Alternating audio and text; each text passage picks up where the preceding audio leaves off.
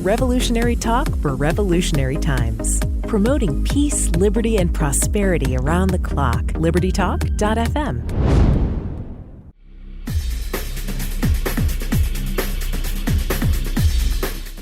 Welcome to Living in the Solution with Dr. Elena George. Today we have a special guest, one who I'm really happy to have back on. We spoke with Ms. Jennifer Scribner about 3 months ago about the GAPS diet, and we covered so much with that. We didn't get a chance to discuss other things that she does and that she knows about. Before the interview, we were just talking briefly, and I said to her, and I really think this is true now, people need to be their own physician because there's so many things that's coming at us daily. And I don't think people really get to know themselves and their body. And now it's really the most important thing that you can do. If you know nothing else, you need to know what makes you tick, what makes you happy, what makes you unhappy. And today we're going to speak about the emotional freedom technique. Before we get started, a little bit about Ms. Scribner. She's a functional nutritional therapy practitioner trained by Dr. Natasha Campbell McBride in 2011. Her specialty is helping people learn and follow this specific diet to address autism and complex digestive and autoimmune conditions. She's the author of From Mac and Cheese to Veggies, Please, How to Get Your Kid to Eat New Foods, End Picky Eating Forever and Stay Sane in the Process, and Navigating GAPS Daily Journal, 90 Days of Tracking Patterns and Progress on the GAPS Nutritional Protocol. And you can follow what she does at bodywisdomnutrition.com. So, Ms. Scribner, I want to thank you so much for joining me today, because I see there's a lot of anxiety out there. My patients come in every day, and part of our conversation seems to always flow to how they're feeling. And I think there's a feeling of powerlessness. I think that seems to be one of the main things, which is leading to the anxiety. And I know that emotional freedom technique it kind of hones in on the individual getting to know themselves and also controlling that anxiety. So I wanted to go over that with you. First of all, welcome and thank you for coming back. And what is emotional freedom technique? Yeah, thanks for having me back. I love our conversation. So the emotional freedom technique is a system that someone can do on themselves. It's essentially based like acupuncture. It's tapping parts of the body. That would be like your acupressure points while you are talking through what you're feeling. And that may be physical feelings, and that may be the kind of feelings or ruminations that are going on in your mind. And when you're talking through those things, whether it's out loud or not, and you're tapping on these points in the body that have been studied, that will show that it will calm your nervous system. And so what I really love about it is it's something you can do on yourself. You can do it for free. And it's very easy to learn and accessible. And the thing that can seem overwhelming at first, people are like, I don't know what to say. But my approach to it is you just say whatever you're already thinking out loud. And you're telling your nervous system that it's safe to have these things be true, but you're taking the charge out of them when it comes to your physical body and that kind of like emotional response that pops up. And so that's where you get the emotional freedom. It doesn't change the facts of the matter, but what it does is it tells your nervous system that it's safe to be here right now. And from that perspective, once our nervous system is in a calm and grounded space, it's incredible what can open up in front of you when you will see solutions or ideas that will pop up that you might have been blinded to before. Because when we get into anxiousness, when we get into this hyper-focus mode, it's really like we have blinders on the sides of our eyes like a horse might wear in Central Park, that we just are narrowed in on something. And once our nervous system is relaxed, it's like those blinders come off and we can see the horizon again. We can sweep our vision around and notice things that have probably been there all along, but we just weren't in a state to see. You know, what strikes me about what you said is that you're releasing it from a physical standpoint as well. When you're hitting the acupressure points and you're calming the nervous system, this is something that's physically happening, right? You can go to sessions and speak to somebody, but getting through that hurdle of, I guess, voicing it to somebody else sometimes can be a bit of a barrier. But this seems to me, it's a physiological response that allows you to release. And then when the physiological, the thing that makes you anxious or angry or whatever the emotion is, when the charge is out of it, then you can examine it kind of impassionately, right? So you don't continue to drive that stress cycle. Is that how you should think about it? Yeah, I think of it as something that just puts a little bit of space between you and your worries so that you can see them a little bit more clearly and objectively and from different sides. And it is absolutely something that you can do with a practitioner. It's something you can do with videos online. There are many like free resources like that. There are books that you can get at the library that will talk you through certain scripts that can help you get the hang of it. Mm-hmm. But ultimately, once you do that, it's something that you can use in any given moment just to, calm yourself around any particular issue. And I love that accessibility.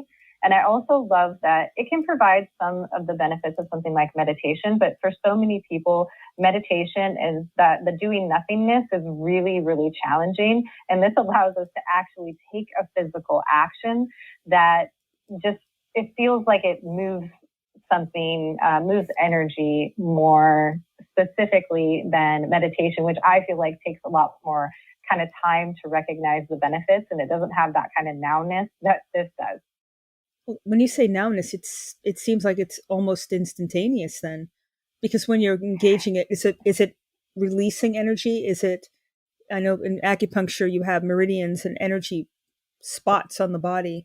Is that what it's doing? Yeah, so the sequences of tapping will usually be different points on the body that are connected to the major meridians or major organ systems. And so it's kind of hitting different areas that are going to be calming and regulating.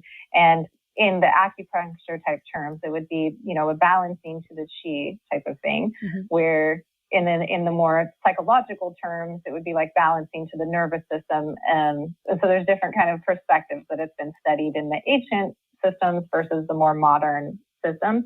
But I do love that it is applicable now. So something can, come up in your day at work and you can literally, tap at your desk or, go off into a bathroom stall and tap for a few minutes and then be able to kind of gain that space and be like, okay, it's like that deep exhale out. Now I can go back into this situation and feel more clear-headed about it. Yeah, it's a lot better than trying to take something, medication or something recreational to try to get into that space. I love the fact that it can be on the fly. You can be in traffic, you sounds like, and have some situation and then handle it. From the standpoint of the organ systems, like the adrenal gland and the thyroid, which are major stress organs, are there any studies that show that they also, if you can quantitate this in some way and see the calming effect? That's a great question. I haven't seen any specific organ studies, and they might be out there. Most of the studies that I have noted have been around specific groups of people or specific issues. So people with post-traumatic stress disorder, people that are, veterans of war, mm-hmm. people that have been through sexual abuse. And often it's groups of people who have gone through other therapies and maybe that's been marginally effective, or maybe they are people who, medication hasn't worked for and they need another modality. And that's how people will kind of be grouped in for these type of studies and to see how that helps them kind of manage their nervous system and kind of cope with their days and the benefits that they see within that versus a specific organ system. But I do think that it's all interconnected, especially when we're talking about, the body. We like to, in modern medicine, separate it into parts. There's psychology and there's physiology and there's, detoxification and there's heart. But really, we are one organism. And so approaching it in that holistic view is beneficial to the whole system, because when we are in the nervous system state where we can be at ease, where we can be relaxed, that is a state of repair and regeneration to the body. That is a state that's helpful to reproduction. The things that the body wants to be doing when it feels safe versus when we're in that stress pattern, we get constricted. We, turn off digestive functions because they're not crucial when we're in an emergency.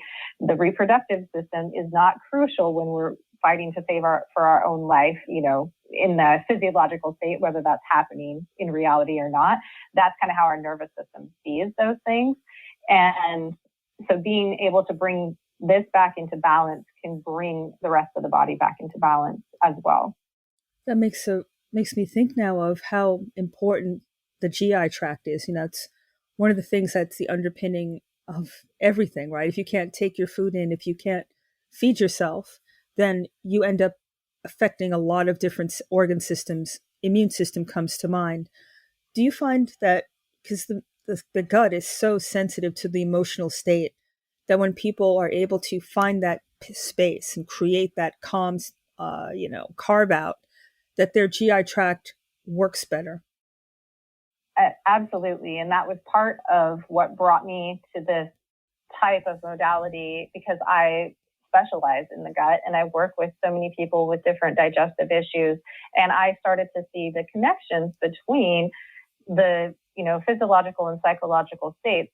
And I never want to be someone who's like, oh, your digestive problems are all in your head, because I know that that's how IBS was presented for years. It was just like, oh, we can't find anything wrong with you on this test that we're doing at your GI doctor, so it must be in your head. I don't think it's like that. But there is, research that talks about hypnosis for IBS and that kind of thing. And so there is a connection, and often it's referred to as the second brain, because we have so much nervous system tissue within the gut lining itself that there is an interrelationship there. And often people may be doing all of the quote unquote perfect things for their gut, but if they aren't regulating their nervous system state, they aren't looking at their emotions, they aren't kind of checking out like how they're interacting with the world, they would only go so far when it came to healing the gut and how that would be healing the body.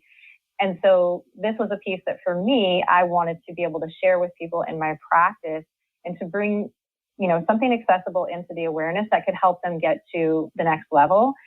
And for other people, this might be where they start. It may be that changing dietary, patterns are so overwhelming that just calming the nervous system is the first step for them to even be able to open their mind into making some dietary change. The power of this is really startling, because, as a physician, if the patient is behind some sort of emotional wall, it's hard to help them heal themselves. And I can imagine the breakthroughs that you must experience when people are able to let go. There's a lot of things to let go of these days. I guess I can ask a different way. When they're resistant and they're in this fight or flight mode, are you able, do you have to break through that using this technique, for example, in order to get them to open up and then start the healing process? For people that come to my practice, they tend to know about the gut and psychology syndrome diet. And so they're coming to me for that specific help. So they have awareness of how much diet is going to play a role and how much, healing the gut, repopulating the gut with healthy flora is important. And often this is a missing piece for them within that. And so in my practice, that tends to come first. The food tends to come first. But I know for other people, especially when you're going to a more general practitioner, or maybe it's even a specialist in something else, in a functional medicine capacity or a mainstream medicine capacity, that it's so overwhelming to think about how to make changes towards your health. And there can seem like so much conflicting information out there. When I look at a place like Instagram, I have things pop up in my feed that are just physiologically inaccurate, that are being put forth as like the keys to health from certain accounts. And so I understand like what we're being bombarded by so many different messages, and it's so hard to know like which thing to do, which thing to follow. And I felt that same way before I studied nutrition. But when we can do something like this that may be calming, it can help us get in tune with ourselves, like you mentioned at the beginning of the call. And then it becomes easier to discern what path we want to take, what we want to experiment with, one choice that we're willing to make a habit out of, and see how that works for our body, rather than feeling like we need to go out and seek somebody else's plan that they can like fix us and put something in our life that we just need to do. It allows you to open up to your inner wisdom and what is the next step that you need to take. And I really believe that as much as I know, as much as I study, it always comes back to that individual person. So anything that I might advise a person on and anything that I understand about, feeding human physiology is always going to be secondary to that person's lived experience with what it is that they're trying, and helping them to understand and kind of trust their own gut. And this is another kind of tool towards that end. That's a great place to take our first break, because you just stopped off with how powerful the individual is. Really, I'll ask a question on the other side of the break about the feeling of powerfulness and powerlessness and how that feeds into this whole problem. So let's take our first break. You're living in the solution.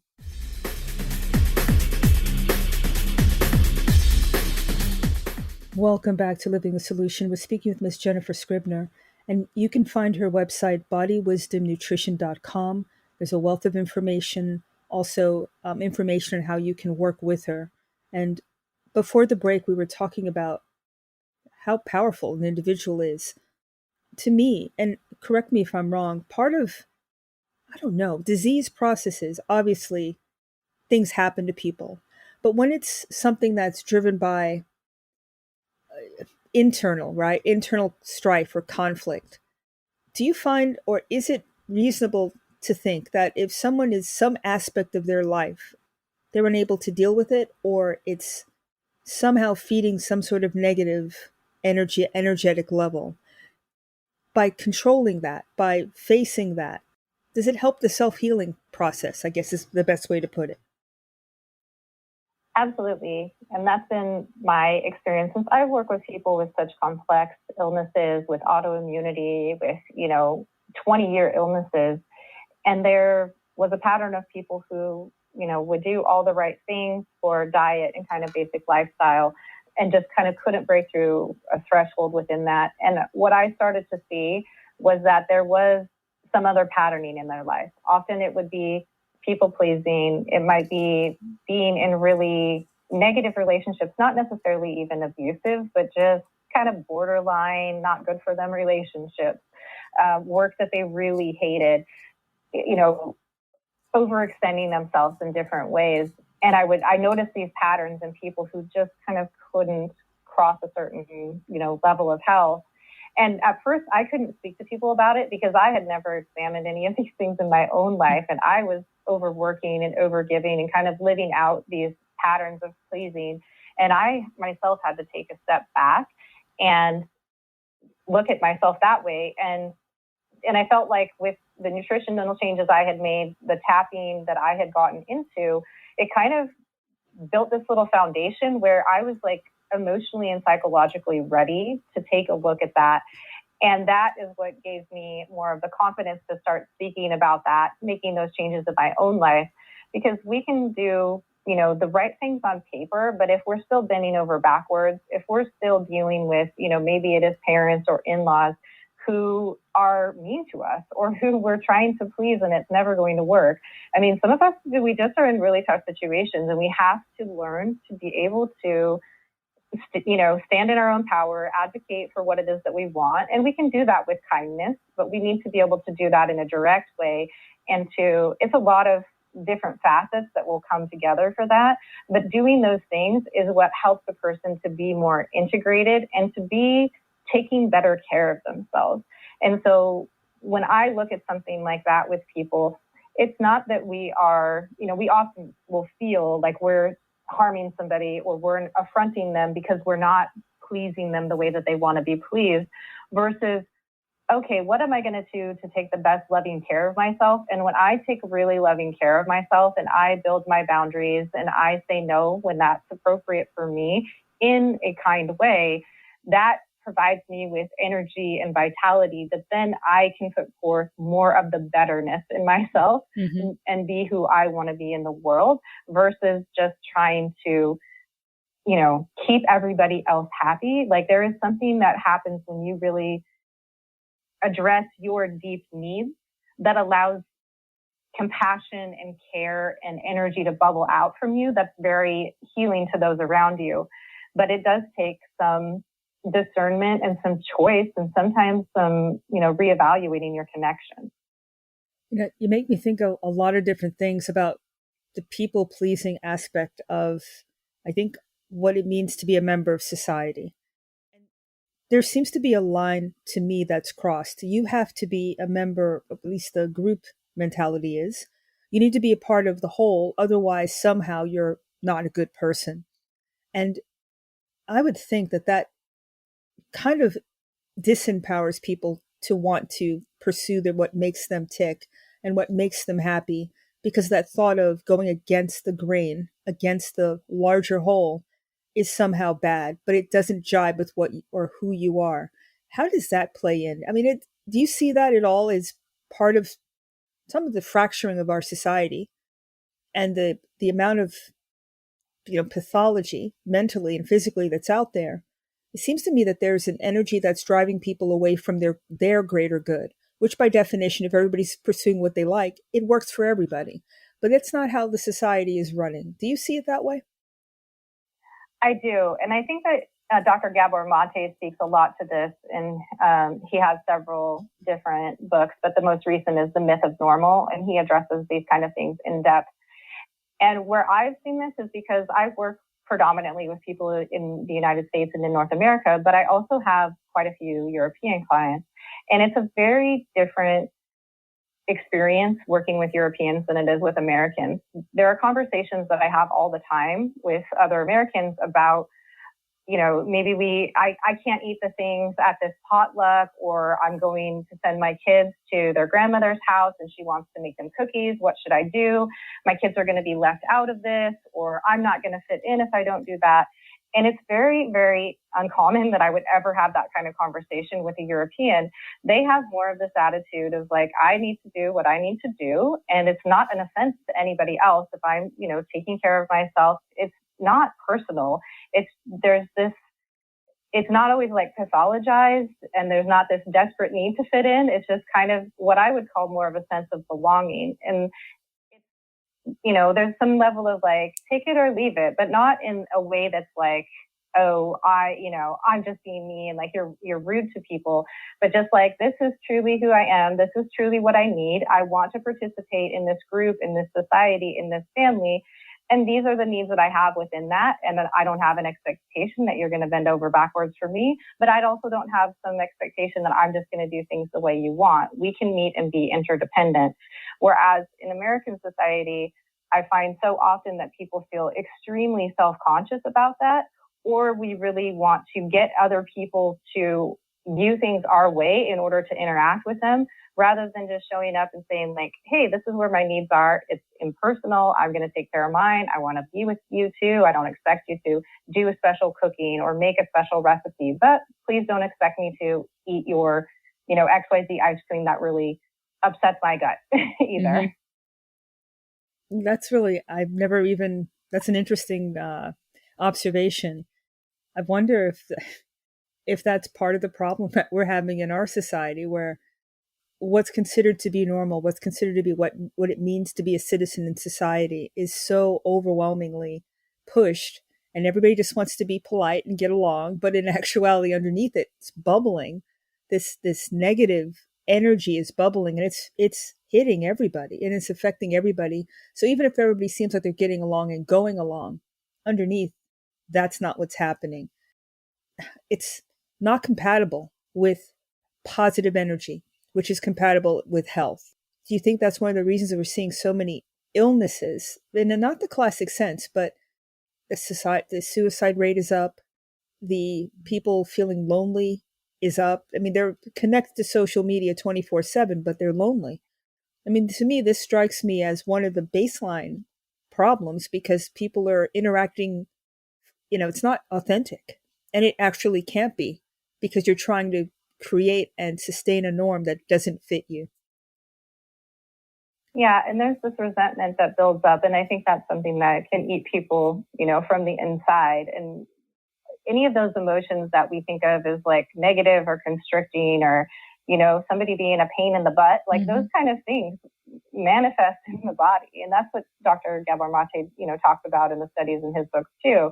It's like these things do kind of eat us internally, rather than us being willing to kind of do the work to just, say, hey, here's what I need. And, here's how we can interact together. And also the idea that we need to align so much with other people in order to have relationships with them, in order to have friendships with them.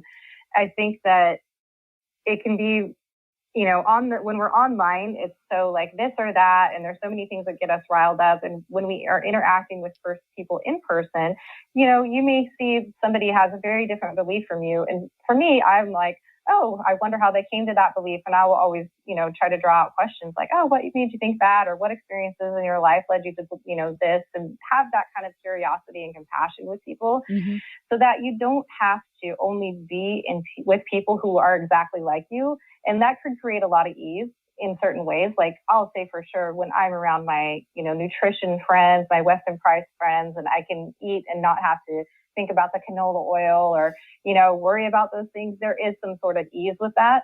But that doesn't mean that I can't have, healthy relationships and only cross over with somebody, 40% and still enjoy that. And I think that's that kind of like, am I trying to fit in here, or am I going to be myself and find if this is a place of belonging? Because if people can't truly accept me for who I am deeply inside, the real me, then they're just not my people. And that may not be personal. We may just not vibe. And sometimes your life evolves, and some of those friendships may evolve too.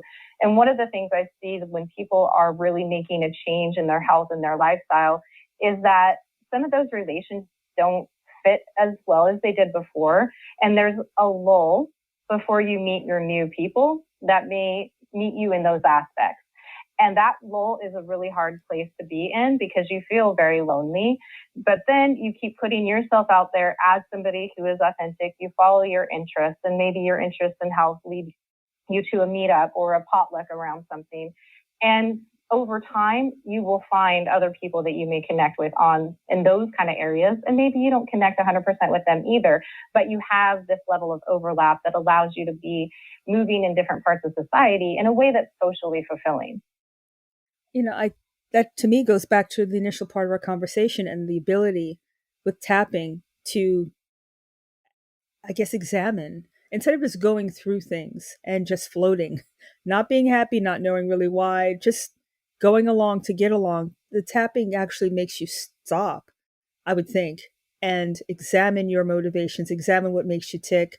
Really, I would think, get to know yourself. Is that one aspect of it?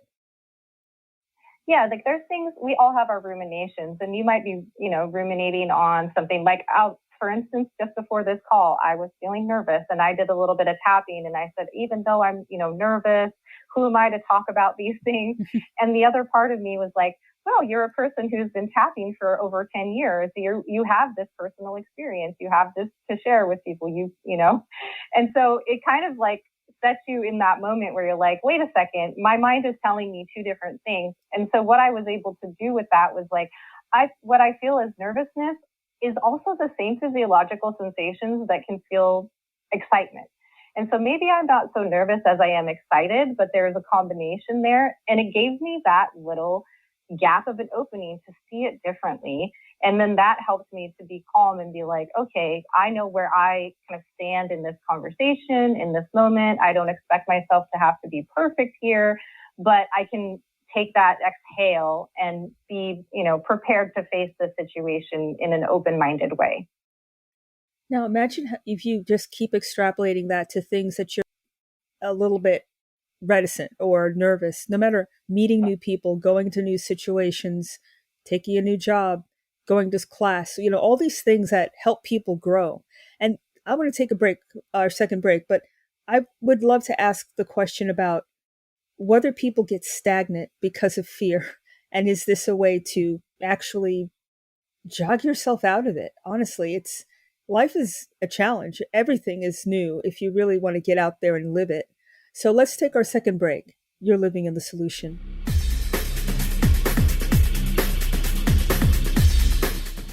Welcome back to Living Solution. We're speaking with Miss Jennifer Scribner. And before the break, it just made me think about everything, when you're young and growing up, I don't care how old you are, you still learn really. But the fact that you're able to step out of your comfort zone, be able to learn new things, it's just so, to me, boring. If I would just hang around people who think exactly like I do, I wouldn't learn anything. It's about learning for me. So being able, and again, being in touch with your emotions and being able to control them and being able to let go what doesn't serve you, do you think that ability to be comfortable enough with yourself to interact with somebody who's completely different from you, is that something that, one, would tapping be an adjunct to being able to do that? And two, how do you think that, I mean, it's again, a big question, but from a societal standpoint, do you think it would make us more cohesive? Yeah, and I'll say for my own life, as somebody who had a really, fixed mindset versus a growth mindset. So the way that I grew up, the way I saw myself was you're either good at something or you're not. And don't bother doing things unless you know you can be good at them. That was very limiting because it's very unusual to be great at something from the start. And so I held myself back from trying many things. And this is still something that goes on with me, especially when it comes to, physical, like a sport or a game or something. I tend to be shy about those things because I want to be good at something before I do it. I'm afraid of criticism. I have this strong perfectionist streak within me. And using a tool like tapping helped me to, again, open my mindset to where I could take that step and not feel like I had to be perfect, and to even say to myself through tapping, like, okay, maybe I don't have all the answers to this, but I'm willing to find them. I'm willing to learn. I'm okay with making mistakes. I know that I can recover. So much of the ways that we hold ourselves back is really our own internal talk. And if we can change that internal talk and actually get out of our own perfectionism, get out of our own need to be seen in a certain way, we can develop ourselves, we can grow, and we can give ourselves a lot of grace. That was such a big change for me, that I don't need to be perfect anymore. I make mistakes. I'm willing to own up to them. And I'm willing to take, more of these kind of quote unquote risks because of that. And that has helped me grow and develop and continue to kind of look at new things and new areas. And I too think that, I want to feel vitality in my life. I want to feel like I'm really living. I now am really devoted to growth and to learning and to exploration and understanding new things about the world, because that to me can be integrated into my worldview, what I have to offer other people, the person that I can be in the world that can be of compassion and service, rather than trying to kind of just stay in my little corner and stay really, really safe all the time. It wasn't really leading me to safety. It was leading me to stay kind of boxed in, versus having the security, knowing that I can come back to myself as a person who can self-regulate, as a person who can calm myself. And that builds in that ability to see yourself as someone that can recover, even if you say something silly or slip up a little bit. It's not the end of the world. And that's kind of how it can feel to those of us who especially experience anxiety. We're always future tripping and thinking like, oh, this could go wrong and I will feel so embarrassed or so ashamed, or I'm going to look stupid. And so being able to regulate ourselves in a way that we're able to take those steps, and then you can see how you're building upon that. And then your life can kind of start blossoming outward from there. So what's the connection then between fear and anxiety? Seems like they're connected to each other.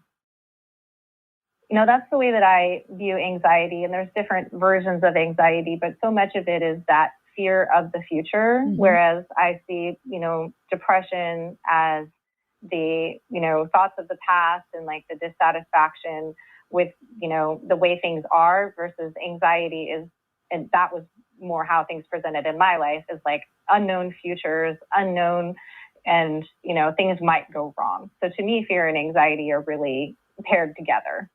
That's a really good observation. And then fear also manifests as anger, doesn't it? And anger manifests in a lot of different ways in society. It's like it's this negative, it's never in the present. That's what it seems to me. It's either something that already happened or something that's going to happen, and you're living outside of what is. It's not healthy, and it doesn't allow you to change your future if you can't be in the moment, because you can control what's going on now. You can't control what happened or what's going to happen. And you can only really control or have agency over yourself and your response to things. So that to me is something that can be such a beautiful shift for all of us is that ability to understand that we can handle things and to not expect that everything's going to go our way, but that we can kind of ride those waves. I know for me, again, another thing that will come up for my type of anger is I'll be really defensive if I am, somebody says something to me that's confronting or, I think I'm right. And my immediate response would be like, oh, I'm mad at you and I want to defend my point of view. But to be able, and not to say I don't do that in the moment at times, I still do, but then to be able to take that and say, oh, I was really defensive. Was there some truth in that? What do I have to learn from this situation? How can I calm my nervous system in a way that allows me to see what would be a response to a situation like that, where I would feel better about myself, where I would feel like I was, kind of a higher version of myself. That's what I'm aiming for. And how might I do things differently? And so having that nervous system regulation, and again, that space to look at yourself and a little bit of self-reflection that's not strictly critical, but okay, maybe I started from a critical point, but I'm able to transform that into a more broad perspective of how I can truly improve without feeling like I have to do it perfect every single time, but I have a tool that can help me transform these things. It also strikes me that if you can be compassionate with yourself, then you have the ability to be compassionate with other people. I mean, if you don't give yourself a break, how can you possibly give anybody else one, right? Yeah, and I used to tell myself this story that I'm not harder on anybody else than I am on myself because I was highly self-critical. And that was my justification for being mean to myself and in ways other people. And so that's exactly the type of thing that I had to examine, and now how much compassion for myself can I show to other people as well? And I do think that those things kind of grow in lockstep together, and they allow you to have more grace for other people because you can, again, see them as a person who's having a hard day or a person who's experiencing this emotion or a person who might be triggered by something rather than referring to them as an angry person or, how we tend to label people and just say, oh, it's a black or white situation, but kind of pull the gray area and be like, oh, you know what? Maybe they're having a really rough day and I'm going to, still be my highest version of myself in this situation if I can, and if not, then I can examine that later and find out a way to do that better next time. It's just freeing from what you just described. It's just you just let things happen, live your life and not try to control it. That's a one thing too, is it this ego driven I control everything. And when it doesn't work that way, you have no recourse, no skills in order to try to make sense of it. Is there some ego side to this negative side to people?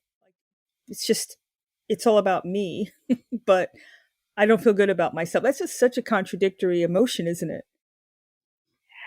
Yeah, and that need to control things or the need to be in charge. And sometimes that's placed on people where they were told that they needed to fix things, that they needed to take care of stuff, in their family or in their relationships. So that can be really deeply ingrained as the person who is the problem solver or the fixer or whatever it may be.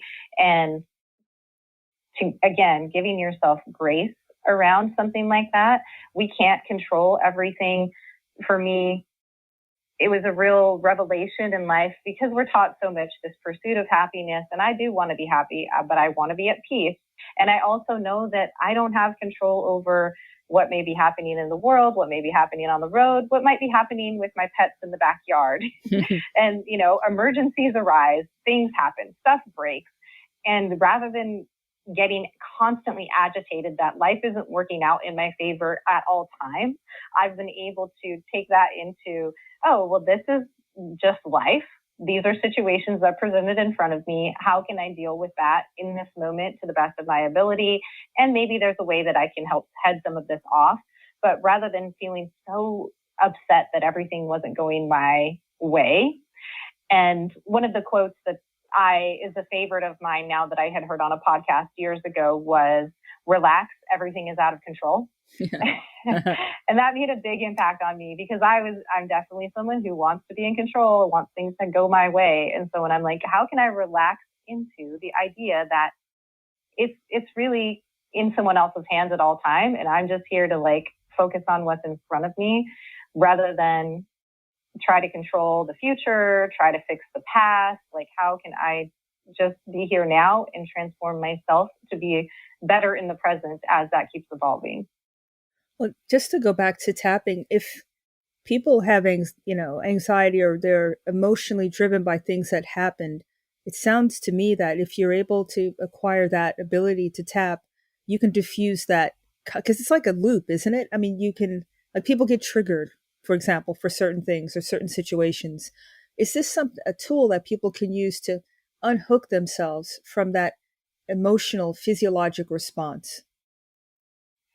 Yes, that's my experience. And I'll share with you the first time that I really like kind of road tested tapping. I had learned it a little bit myself, but every year we would go on this drive on a trip, and we would end up, it was a very long drive, and there would be a 2-hour stretch where we'd be driving through the desert, and there would be deer, there would be rabbits, there would be like little rodents crossing the road.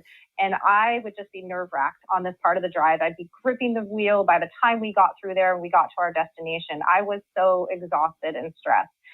And after I learned tapping, I decided, okay, the gas station before we get on this part of the road, I'm just going to stand there and tap. I don't care if people think I am a crazy person. I'm just going to do what I need to do, because I was already geared up in that nervous system state that I'm so worried I'm going to hit a deer. And so I did tapping, and it was like almost 15 minutes of this to really get myself calmed and centered, because I knew that being on edge like that wasn't making me a better driver. It was just exhausting me. And so through tapping in that one time, even though it was, a lengthy little session there, I got myself to where I felt calm again and got on the road. And then we went through that drive. The exact same things happened as usual. There were bunnies trying to cross. There were deer, but I was able to navigate safely and not get totally activated, and to arrive at the end of our trip and feel like I was, refreshed enough that I could participate. I didn't need a day to recover from all of these kind of stress hormones that would typically be pumping through me. And so that was such a big, kind of testimonial for me of the power of that, because I'd had that experience so many times, and I was able to shift myself and have literally the same physical situation happen, but experience it completely differently. Oh, that's a nice story. I mean, everybody's got something like that they dread, or they're on 10 before it even happens, just the thought of it. So anything, again, that we can do to take more power, more control over our bodies, our lives, our emotions, I think it puts us in a good stead. So let's take our last break and come back. You're living in the solution.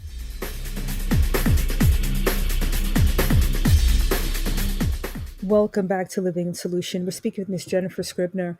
And on your site, you have a section that says, work with me. Can you tell listeners a little bit about that, how they can contact you if they want to start working along with you?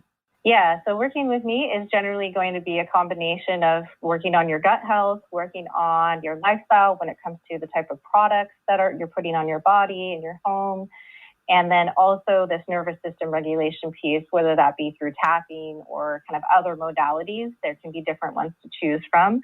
And so typically I will work with people on an initial consultation and have a kind of a full purview of your health history, what your goals and concerns are, and then work together to personalize a plan for you and to follow that for 6 weeks and then to make adjustments. Because anytime I work with somebody, I'm looking at how is it working for you? What is evolving for you in a really great way? What are you stuck on, or what can't you implement?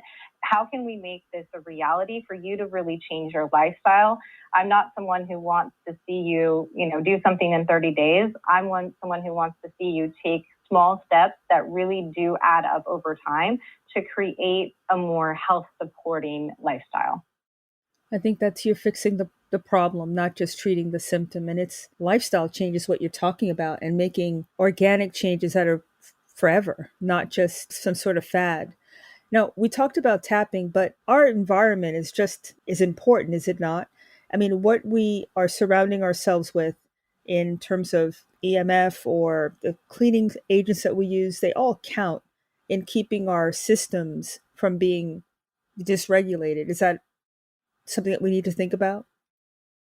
Yeah, that's definitely something that I address with people. And this, again, can be a really overwhelming topic. And it's just like make one small change at a time, because so many of those things will have chemicals that are something that we have to process through the liver. There may be things that are disruptive to our gut flora that's causing our digestion to be off.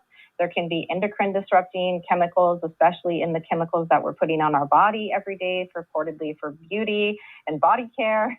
There can be, cancer causing fragrances that are being emitted that we can just swap something out that will take another burden off of the body. And those things are all really, additive as far as a burden. And as we start shifting that and subtracting those things, that frees up energy for the body to have more reparative capacity. And the body is it's so sensory driven, right?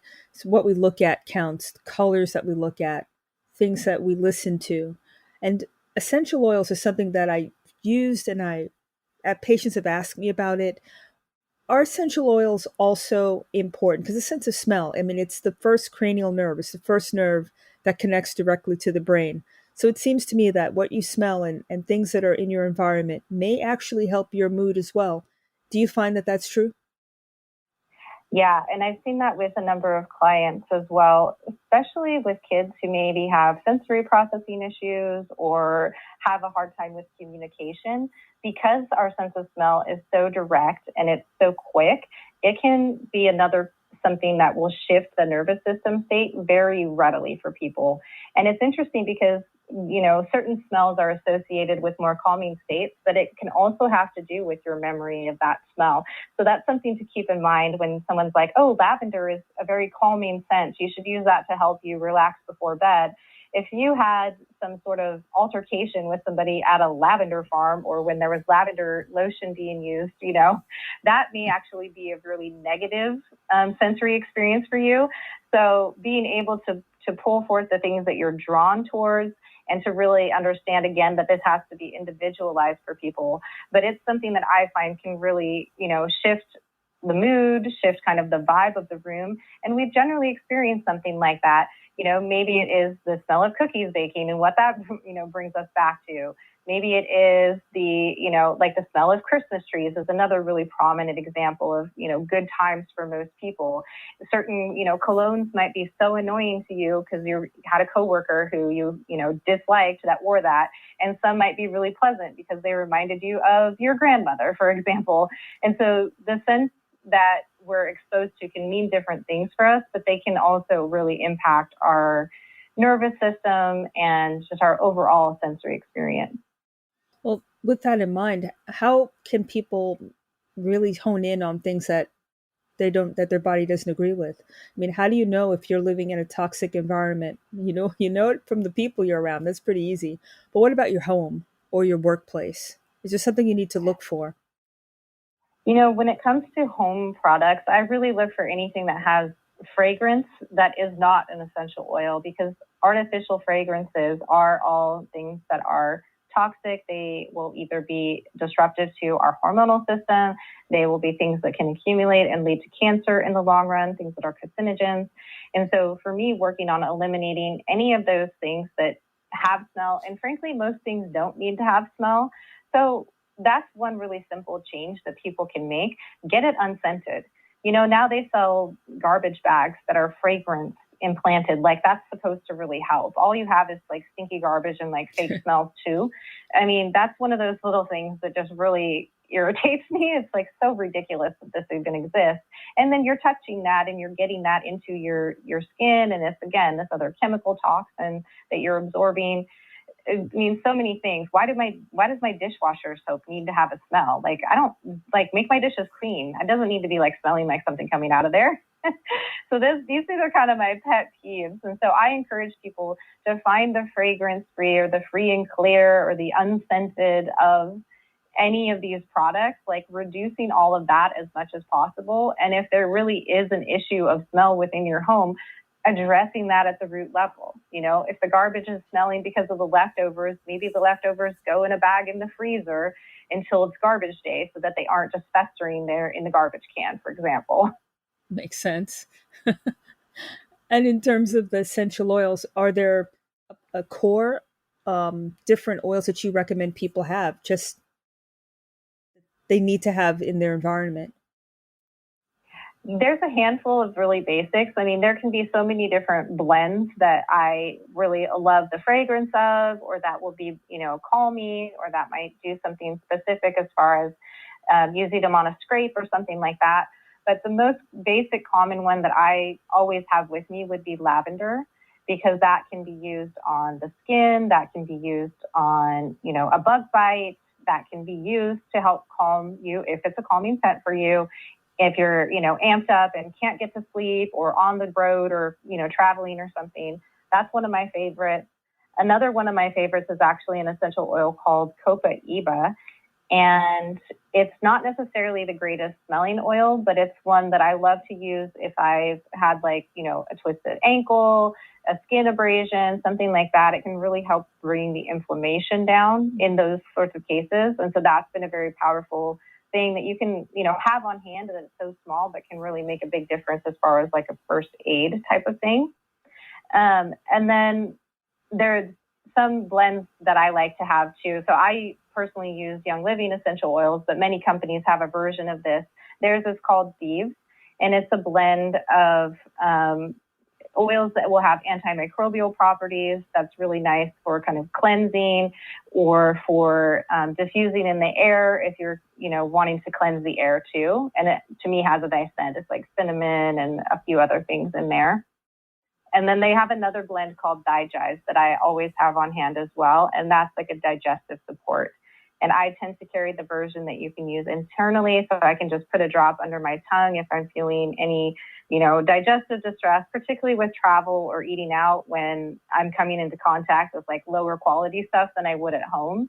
It's a nice little addition instead of, using over-the-counter stomach acid suppressant or something like that. I would use this type of thing that is known to, enhance digestion in a positive way. Oh, I didn't know that. And so, is there? You just mentioned one that you can take in the body. Do you recommend, or are the other ones something you rub on the skin, or you use a diffuser?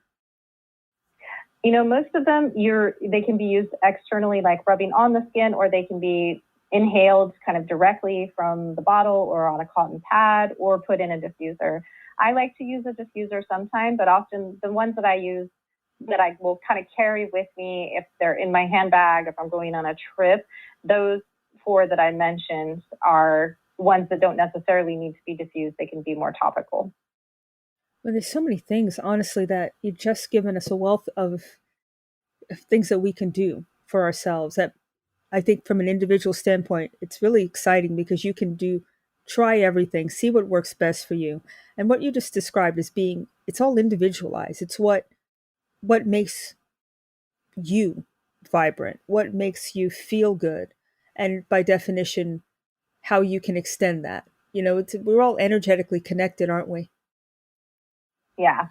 Yeah. And the things that work for, a lot of people may or may not work for you. And so I really encourage people, follow your hunches, experiment with something, see what it resonates with your body, see how it feels to you, and then decide if it's something that you want to have in your day-to-day life. We don't need to have every single tool that's out there in the world, but when we find a handful of things that really work for us, we know that we can always return back to them. And to me, that can keep things simple. There can be some testing that goes on, but you have your core, set of, maybe it's products, maybe it's ways of eating, any of those modalities that you might be using that you're like, this really works to me. I know I can come back and rely on that, and I don't need to keep searching. I can come back to the basics each time. I think that's a wonderful place to stop. How can people reach you? And again, how can they get your books and also your website? Yes, my website is bodywisdomnutrition.com.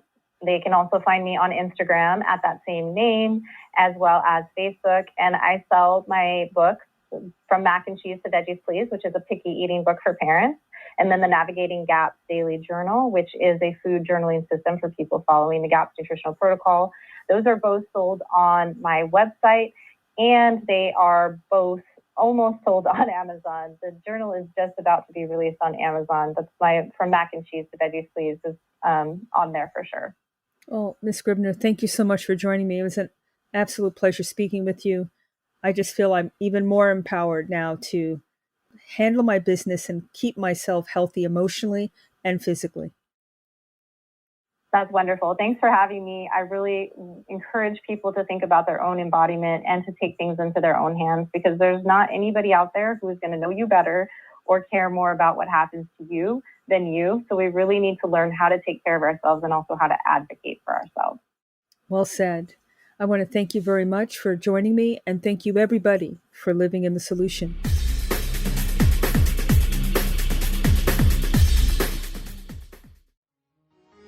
Revolutionary talk for revolutionary times. Liberty Talk FM.